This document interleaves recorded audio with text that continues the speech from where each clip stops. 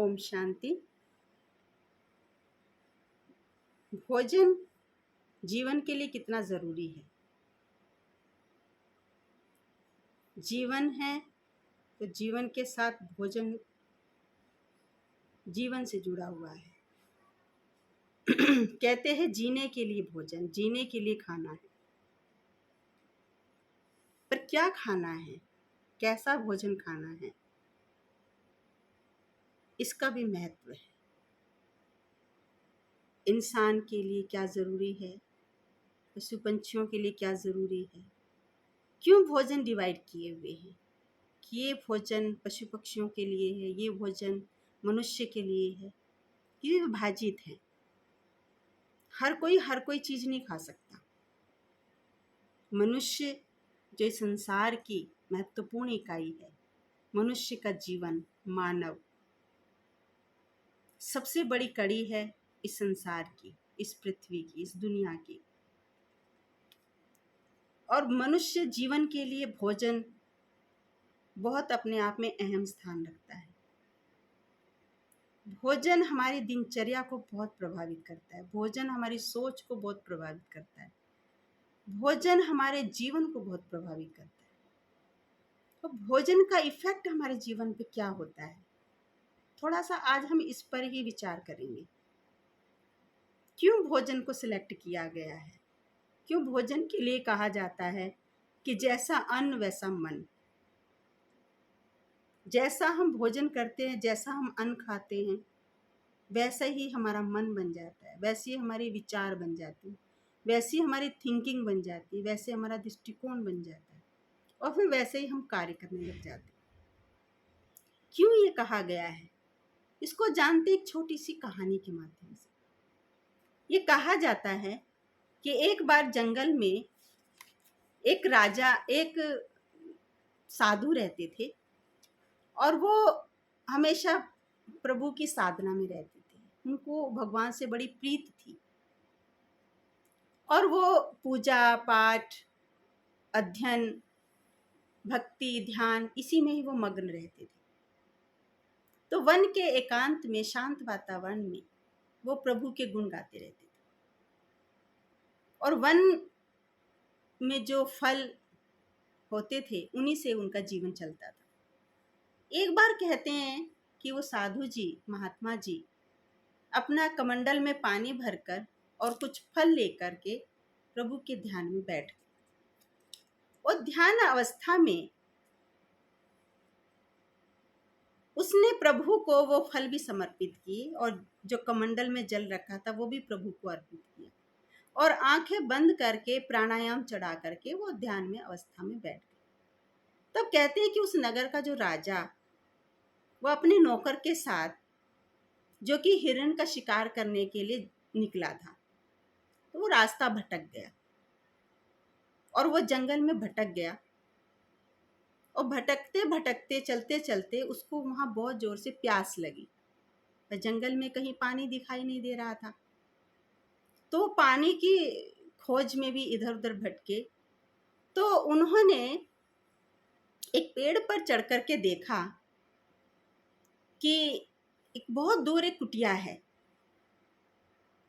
तो उसने अपने नौकर से कहा, राजा ने, कि तुम जंगल में इधर उधर कहीं पानी की तलाश करो और पानी की तलाश करके पानी लेकर के तुम भी कुटिया में आ जाना, मैं कुटिया की तरफ जा रहा हूँ। और राजा स्वयं कुटिया की तरफ चले गए और राजा ने जब वहाँ जा कर के देखा कि एक साधु तपस्या में लीन है कुटिया के बाहर और उनके कमंडल में जल है और वो है, तो राजा उनके इंतजार में कुटिया के अंदर जाके बैठ गया। बहुत देर तक राजा वहाँ बैठा रहा और जब बहुत देर हो गई तो जब साधु जी ने अपनी आंखें नहीं खोली तो राजा बाहर निकल के आए और उन्होंने जब कमंडल में पानी देखा, क्योंकि प्यास तो उनको लग रही थी, तो वो कमंडल में जो पानी देखा तो प्यास जो और ज़्यादा बढ़ गई उनकी और उनसे रहा नहीं गया। तो उन्होंने वो कमंडल में से पानी लेके पी लिया। इतने में उनका नौकर भी वहाँ आ गया जल लेकर के, तो उन्होंने अपने नौकर को भी वो जल कमंडल वाला पिला दिया और कमंडल खाली हो गया। तो वो जो नौकर जल लेके आया था कहीं से ढूंढ के, तो राजा ने उसको अपने हाथ में लिया और वापस उस कमंडल को जल से भर दिया और दोनों जल पीकर वापस जाकर के कुटिया में बैठ गई। थोड़ी देर पश्चात साधु जी का ध्यान खुला, साधना पूरी हुई और जब साधु जी ने देखा कि अतिथि मेरी कुटिया में आए हैं तो वो कुटिया में गए और कुटिया में जाकर के उन्होंने उनका आतिथ्य किया और कहा कि मैं आपकी क्या सेवा कर सकता हूँ। तो राजा ने उनको बताया अपना वृतांत कि ऐसे ऐसे हम निकले थे और हमको बहुत प्यास लगी थी और हम इस तरह से यहाँ आए हैं। तो कहते हैं कि उन्होंने फिर उनकी आव भगत की और वो जो कहा कि आपको भूख लगी होगी तो जो फल महात्मा जी के पास थे तो वो फल उनको दिए, उन्होंने वो फल भी खाए और फल खा करके वो उनको बड़ी संतोष का अनुभव किया। तो साधु ने कहा कि अब तो आपकी थकावट भी दूर हो गई होगी, आप ठीक होंगे, और कोई सेवा हो तो हमें बताएं। तो उन राजा ने कहा कि महाराज, जब से मैंने ये जल पिया है और फल खाए हैं तब से मुझे बड़ी अजीब अजीब सी खुशी का अनुभव हो रहा है और एकदम अलौकिक शांति की महसूसता हो रही है, एकदम आनंद में शांति की महसूसता हो रही है।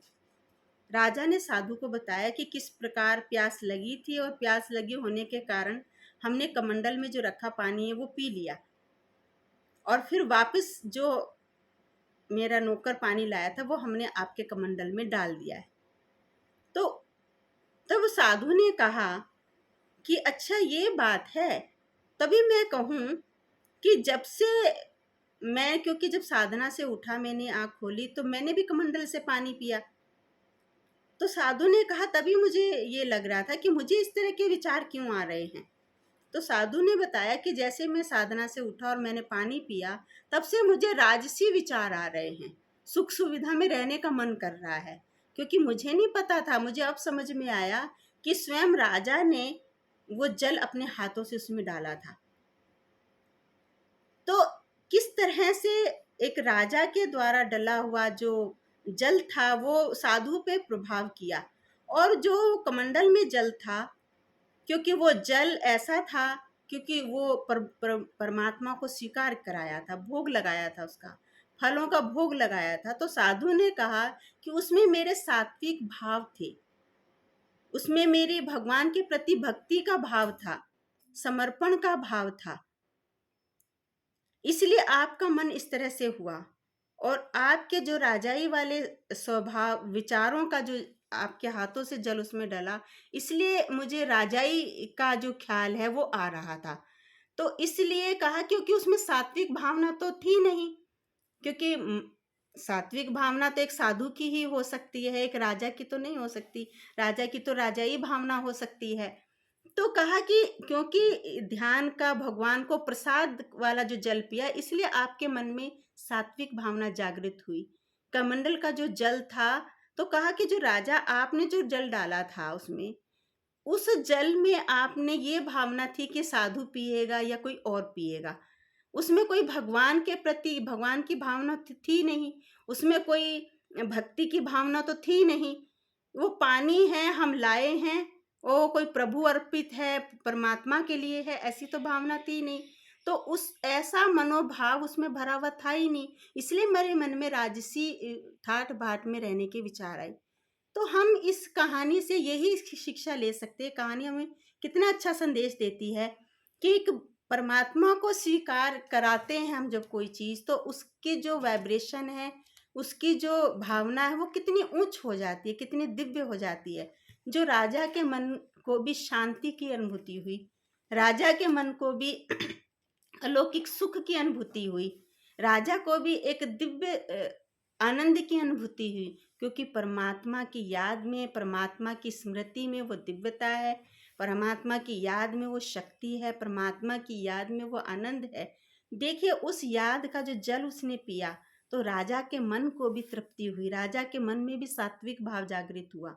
एक राजा के हाथ से डला हुआ जल उसमें डला जो कि कोई भी पिएगा, तो राजा का राजसी ठाट भाव के जो विचारधारा थी वो साधु के मन पर प्रभाव पड़े।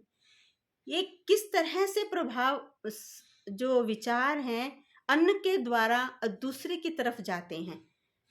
तभी कहते हैं कि पहले ज़माने में जो महिलाएँ घर में खाना बनाती थीं, अगर कोई महिला किसी दिन गुस्सा हो जाती थी, क्रोधित हो जाती थी, नाराज़ हो जाती थी किसी चीज़ पे, तो पहले के बुज़ुर्ग भी करते थे कि आज वो नाराज़ है तो वो आज भंडार घर में नहीं जाएगी। क्योंकि वो उस गुस्से में, वो क्रोध में, उस नाराज़गी में, उस व्यर्थ की सोच में वो भोजन बनाएगी। हम सब परिवार वाले खाने वालों पर भी वही असर पड़ेगा। तो वो भंडार गृह में उसको जाने नहीं दिया जाता था, जब तक कि उसका क्रोध, उसके मन की अशांति खत्म नहीं हो जाती। अन्न बहुत ज़्यादा इफ़ेक्ट करता है, इसके बहुत सारे हम उदाहरणों से ले सकते हैं और चहुँ ओर हम इस चीज़ को देख रहे हैं।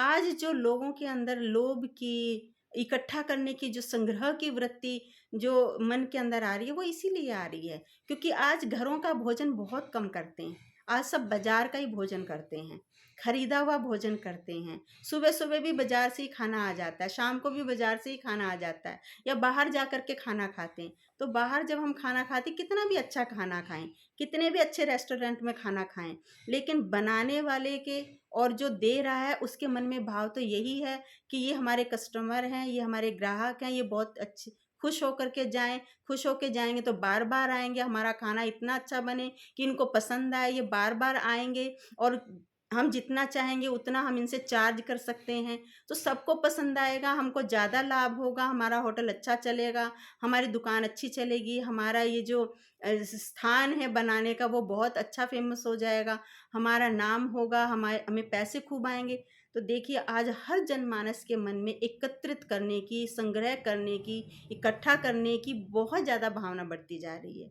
बजाए कि पहले जो होता था, कहीं बाहर जाते तो घर का खाना लेकर जाते थे।